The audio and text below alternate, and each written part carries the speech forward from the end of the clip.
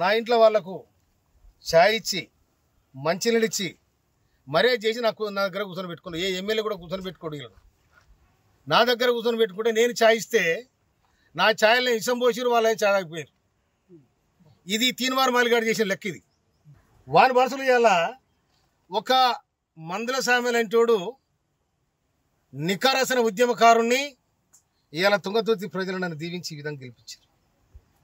నన్ను డ్యామేజ్ చేయడానికి, నా మీద బ్లాక్మెయిల్ చేసి నాతో డబ్బు తీసుకోవడానికి టీఆర్ఎస్తో కుమ్మక్కై నేను లిక్కర్ దందా చేసినా, లేకపోతే మూల దందా చేసినా, ఏం దందా చేస్తా? నేను నా దందంతా ప్రజలతోనే, నా జీవితం ప్రజలతోనే బతికినాను నేను.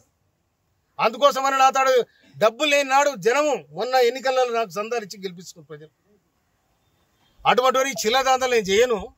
కానీ చిల్లరేషాలు వేసి ఇవాళ ఎవడైతే నా మీద వీడియో తీసుండో వాడు పోయి ఇవాళ తీర్మానం మల్లయ్య స్టూడియోలో కూర్చున్నాను.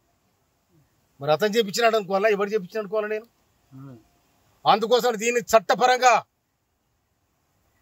ఇవాళ ఒక దళితుడు, ఒక మాదిగ వ్యక్తి రాష్ట్ర ప్రభుత్వంలో ఉండడం ఇష్టం లేదా? బీసీలు అంటారు, ఎస్సీలు అంటారు, ఎస్టీలు అంటారు, సామాజిక న్యాయం. ఎక్కడ పోయినా సామాజిక న్యాయం ఇదేనా? బ్లాక్ మెయిల్ రాజకీయాలా? సామాజిక న్యాయం ఇదేనా?